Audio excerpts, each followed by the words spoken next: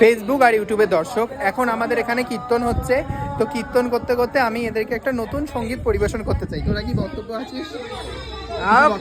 কীর্তনটা তো ভালো হচ্ছে, কীর্তন ভালো হচ্ছে। আমি গান করিস না প্লিজ, আমরা তোর কাছে রিকোয়েস্ট করছি।